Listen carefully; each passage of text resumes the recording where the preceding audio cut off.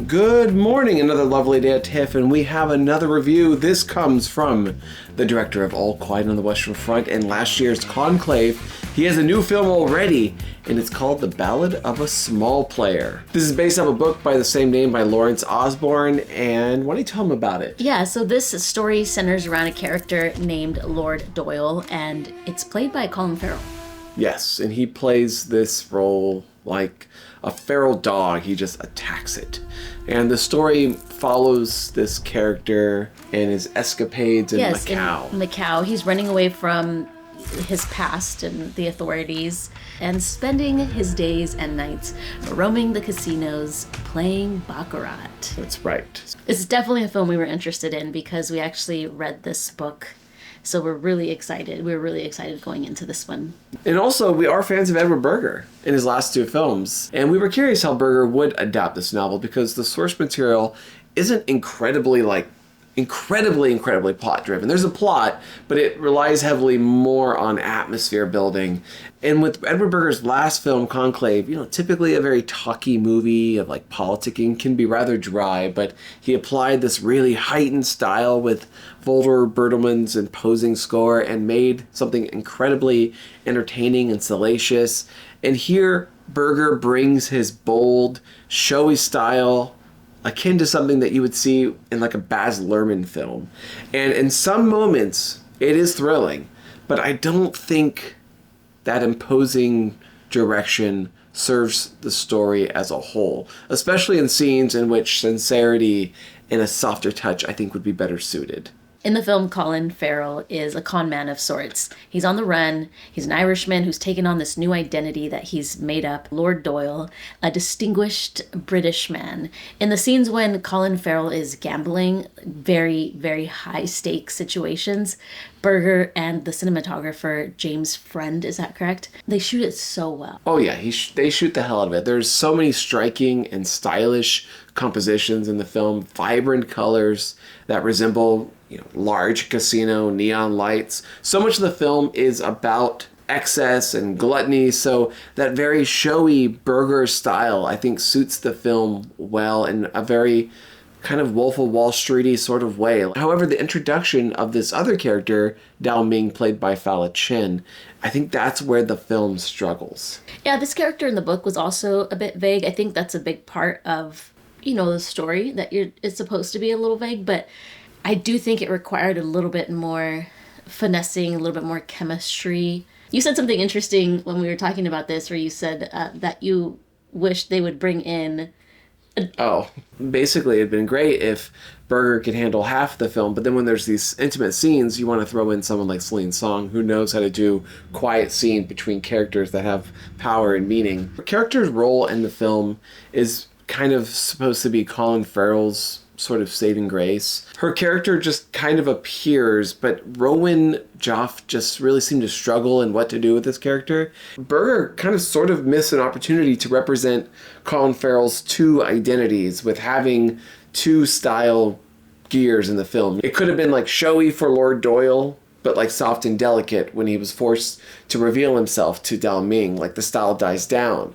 But Berger's style just allows no room for these two to exist in the same movie.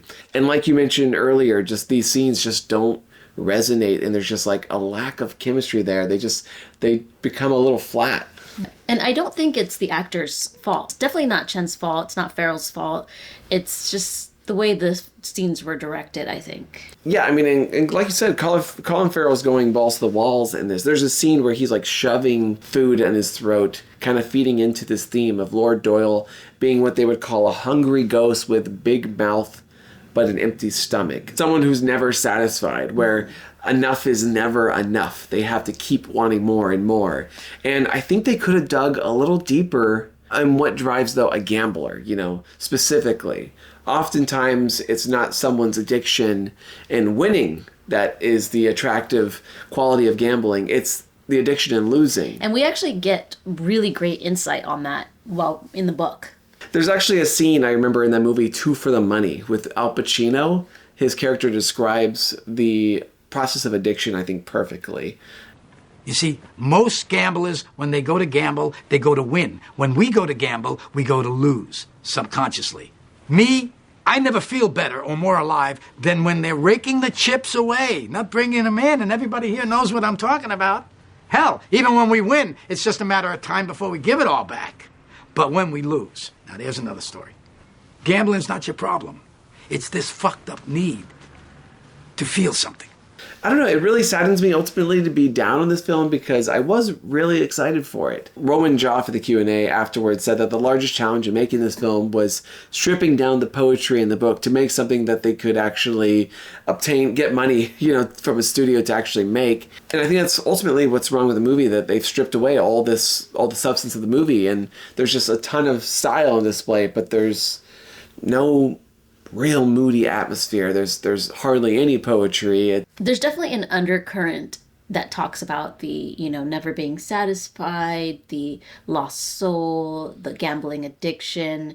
Although it's clear in this movie, I do feel like a lot of it was left out. They are shooting on location in Macau, and there are, some shots of maybe like the Hungry Ghost Parade or some buildings here and there, but the film just kind of felt a little void of any like Chinese influence. And I can only imagine the difference it would make if this material was in the hands of a director like Wong Kar-wai or like, some other Chinese director who can really intertwine this character study of a gambler with Chinese superstitions and mythology surrounding Hunger Ghosts. Or like in the book, we get a lot more of the culture. We get some very beautiful descriptive prose, and we get some really beautiful descriptions of the food and the locations and the buildings and the people. And in the movie, I feel like it's a little devoid of all of that. Right. Overall, I think the film still has a lot of style. Again, I do love style, and it has a lot of it, as well as some really colorful costumes in it. In Berger's vision, Macau is an inescapable nightmare of neon, but unfortunately the story for me and the themes just never really came together in a satisfying or a very effective way. And I think it shows that perhaps Berger can only do so much with a script that just isn't there. So I give this film a pretty soft 6 out of 10. I think for me I liked it more. I liked it more because I do think that he did get a lot of those themes in there, even if they are a little more subtle than they were in the book, or even if they they're a little overlooked. Colin Farrell is cast well as Lord Doyle. Yes, the acting is great. Colin Farrell really gives it his all. Overall, I liked it more than you. I think I'm at like a 7 out of 10. I think it's a good adaptation, a good enough adaptation. Okay. But let's talk Oscars. But I don't think I really need to. The cinematography and the lighting in this film is very eye-catching. However, the cinematography in Joker was also eye-catching, and I don't think this film is probably going to make a dent this award season, unfortunately.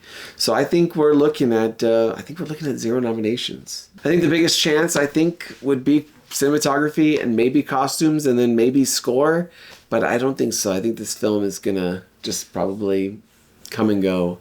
But anyways, that's what we thought about Ballad of a Small Player. Let us know in the comment section below whether you enjoyed it. We got more reviews coming your way. We got The Smashing Machine, Frankenstein, Hamnet, another book that you read.